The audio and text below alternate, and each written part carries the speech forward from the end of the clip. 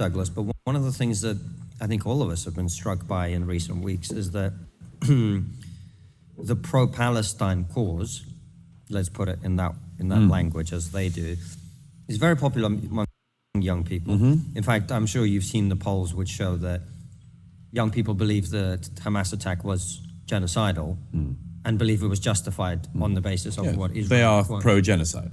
It seems to be. And not all of those people are young Muslims in this country. Some of them are not.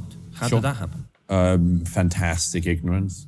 I mean, does anyone around this table, or anyone watching, honestly think that we have a generation that is well educated?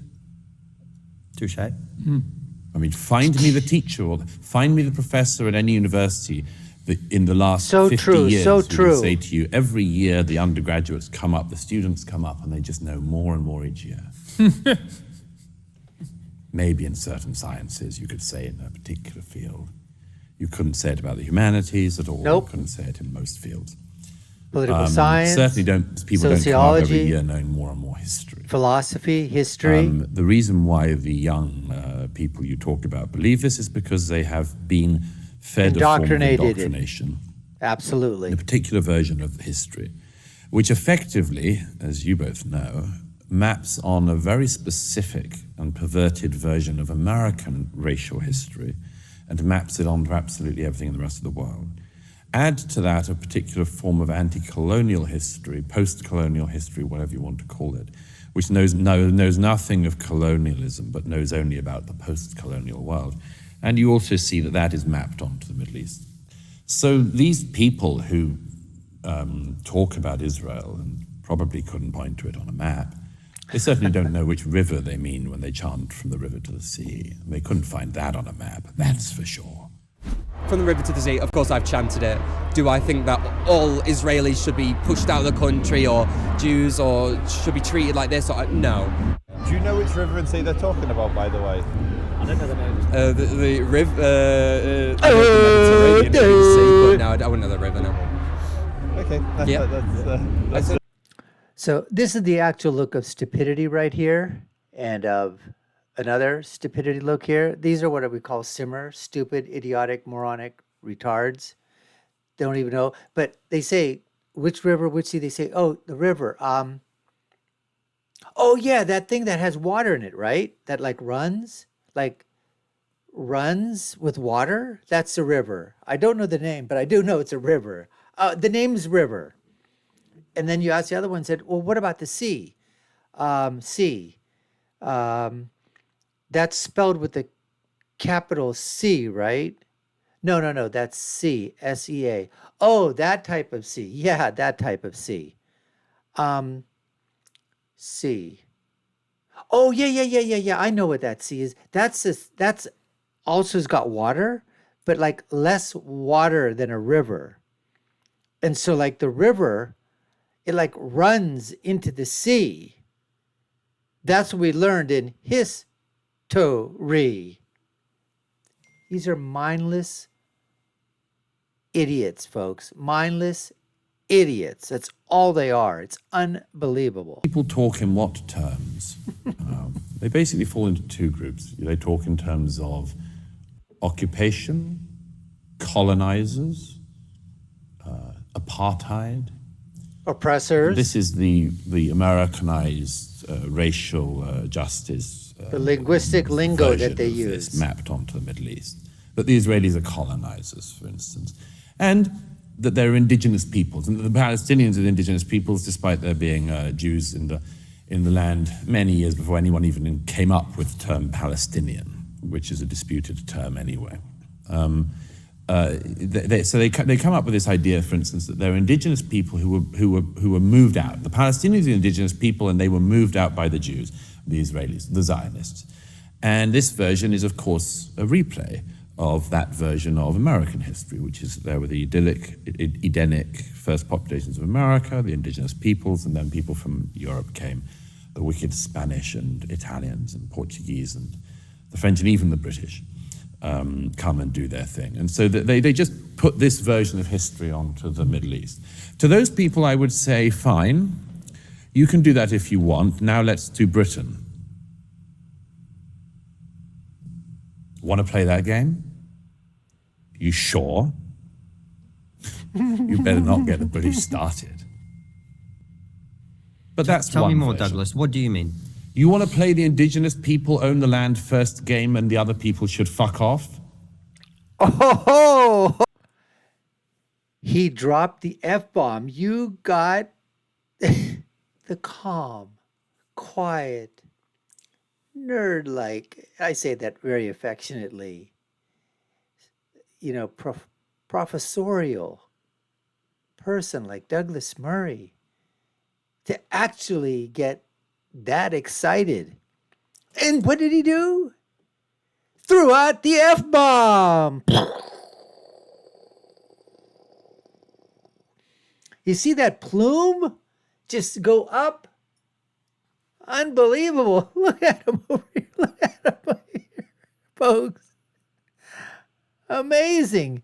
You want to play that game? Is that what you want to do? Folks, this is what we have on tap for you today. You're watching the Dr. Nasir Shaikh Show. I'm your host, Dr. Nasir, where I give you my political prescription from my political perspective of what happens when you get people like Douglas Murray to sit down for an interview and you talk to him about what's happening with culture, media, entertainment, society, Israel, Hamas, Palestine, religion, politics, government. They all come crashing together. Let's get back to more of this interview and see if Douglas has any more bombs to lay for us, folks. Let's get to that right now. It's 60 years of mass migration into the UK. Who are the indigenous peoples of the UK? People who've been here the longest. Who are the settlers? Who are the illegal settlers in Britain? Oh, well, that would be the people who've arrived. Does anyone want to go there? Well, you see, Douglas, I think what you're saying is logically sound, as you know. But I was very struck by something. We haven't released this episode yet, but we had a conversation with Michael Malice when we were in America. And he said to me, Konstantin, you've got to realize at some point that these people do not use language to communicate. They use language to manipulate. Sure. And so what you are saying makes sense, except they would say, well, no, what do you mean? You are straight, white, or not straight, white, or whatever you are, right? I'm a blue-haired, lesbian, non-binary black woman. That's not how they see you, Douglas. Well, I self-identify. Yes. And the oppressed people are the people with more melanin in their skin. Well, they should speak to the Yemeni Jews. They should speak to the Ethiopian Jews. They wouldn't even know what I was talking about. They wouldn't. They can look it up. Touche. They can educate themselves. The point I'm trying to make to you is we have a narrative in this country, certainly, the native population, or certainly the longest living here native population, they are the oppressors. And you know that all of this is about this oppress-oppressed dynamic. So your argument in their world doesn't work. Well, the girls in Rotherham and everywhere else in Britain who were raped by the thousands by Pakistani rape gangs in the last 20 years. Oh, he went there. Were not He the went oppressors, there. were they? I would say that they were the oppressed. But let me return to the second class of person who is of the left, of the kind that I was mentioning, who the second class of critic of Israel. And we learn a lot from this. What are the other accusations that they put apart from the Americanized social justice versions? What are the other versions of this that they put on it? They say the Israelis are committing genocide, that the Israelis are like the Nazis, that the Israelis are as bad as Hitler. Now, what is this? First of all, Revisionist history. I mean, just... we have to hit on the head the idea that the Israelis are committing genocide, which is rife out there. It would be the only genocide in history in which the population massively expanded during said alleged genocide. The population of Gaza has shot up in the last 18 years since Israel withdrew. So you could say that they are extremely unsuccessful genocidists, or people who would like to commit genocide but haven't managed to for some reason. But none of the analysis of what is actually happening, and I and anyone else who has traveled through the region widely can tell you this, it is nothing like, for instance, what Bashar al-Assad has done to the Syrian people over the last 13 Not years. even It's nothing close, like folks. what Not has been even happening, close. in Yemen in the last decade. It is not anything approaching a genocide that is happening in the West Bank or Gaza. So why do they say it? Second, why do they say like Hitler? Third, why do they say like the Nazis? These young people have been brought up with only one bit of knowledge from history, which is Nazis. And if you only know about one thing from history, it's likely that you will decide that the whole of history and the whole of the current day can fall into two groups of people and be analyzed by the lens of this one thing. Hitler, not Hitler. Unfortunately, these young people are throwing out the only nasty accusation they know, and they are picking it up from people who are handing them the nastiest thing that they could say. Why do I say that? They are picking up from mainly Muslim pro-Palestinian voices and pro-Hamas voices and others, these allegations which come from the Muslim world against the Jewish state because the Muslim world knows how much it will wound the Jews. That's why they say that. They say the Jews are just like the Nazis because they know how much that would hurt any Jew. Now, these young people who pick up these arguments, knowingly or otherwise, are repeating this slur on the Jewish people.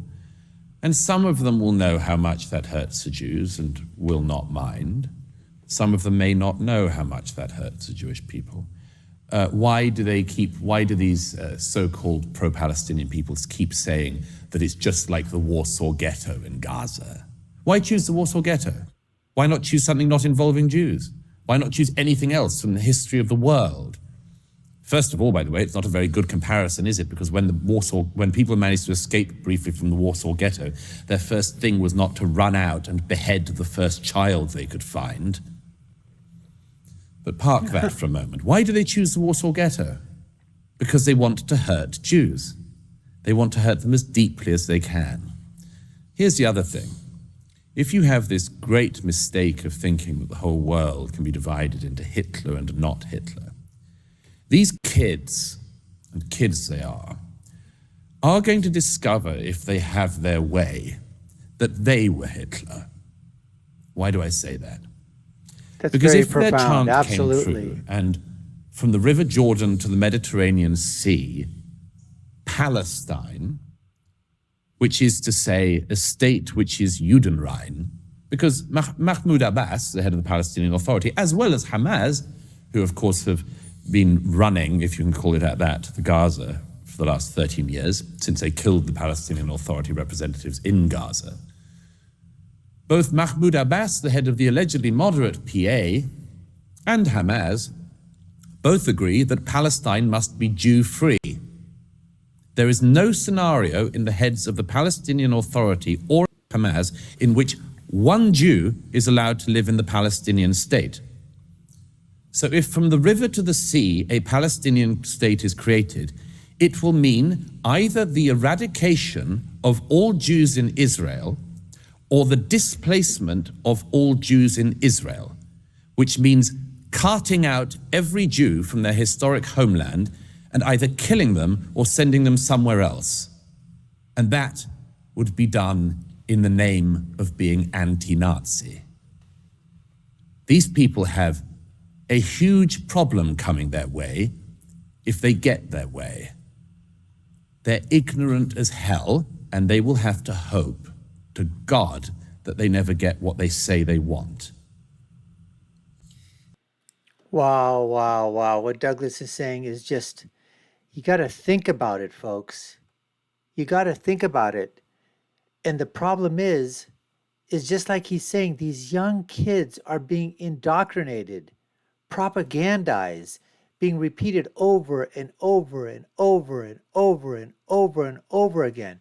And not only is it coming from these Islamists and these jihadists and fundamentalists, no, it is being repeated as a mantra and is being taught like this at schools and universities all across the world, especially in Western democracies, here in the United States of America, there in the UK, where you actually have socialist, Marxist, communist professors, liberal leaning, leftist professors, labor MPs, labor politicians, and those especially also, I'll give it the white supremacists and the far right,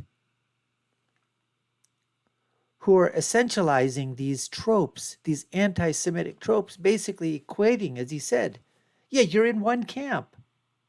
You think any of these kids know anything about Mao, Pol Pot, Genghis Khan, anything? You think they know anything about the Turkish Empire, the Ottoman, what happened then? Think they know anything about what happened during the Crusades? No. The largest or the most indelible period of the post-World War II era has been the terms Hitler, Nazism, fascism. And these are the ones that are being thrown around by the leftists and progressives and the liberals at anybody that seems to be on the right side, the conservative side, on the right, Republican, conservative, whatever. Throw them out, you're just like Hitler. Throw them out, you're just like the Nazis. Throw them out, you're just like all those, like Auschwitz. That's what you're trying to do to everybody, right? You want to put everybody back into concentration camps. That's the that's the link, what I talk about, that the language of linguistics, the linguistic lingo that the left uses, monopolizes very, very effectively in terms of emoting this response. I mean, look at the Antifa. These are anti-fascists. But everything that you see anti-fascist, anti-fa does, they're not anti-fascists. They're anything but. They are the fascists, but they put anti in front of it to make it look Antifa. And they don't even use the cis anymore. Just Antifa. It's like what Black Lives Matter. Of course they do, but if you say all lives matter, oh, you can't say that. That's violence. And if you don't say anything against it, your silence is also violence. So what do you expect when kids are being taught this crap of shit, basically, in schools by professors? It's being used by Islamists and fundamentalists and terrorists and their acolytes to marginalize an entire group of people. And what about the African Jews, the Ethiopian Jews, the Yemenis Jews? What's their melanin pigment? Are they also oppressors? Or are they the oppressed? Because it doesn't matter in what scheme of things that you're in the hierarchy of melanin. If you're white, it doesn't matter. You're an oppressor. You have privilege just because you have white skin. You may be poor, downtrodden, no home, living on the street, no food, nothing. But you're a white male? Sorry. You're an oppressor. You've got white privilege. You might not know it, but you got it. You might never see it, but you got it. That's the stupidity. That's the idiocy. That's the moronicity. That's the retardedness of their entire spiel, their entire mantra, their dogma. Anyways, folks, we appreciate you taking the time to watch. You've been watching the Dr. Nasir Shaikh Show. I've been your host. My name is Dr. Nasir. If you haven't done so already, we'd love for you to subscribe to the channel, like, share, and follow us. Let us know what you think in the comments below. Take a look at our video links here and below. My final thought is always, when you're right, and when you're left, you're wrong. Until next time, folks, take care and stay safe.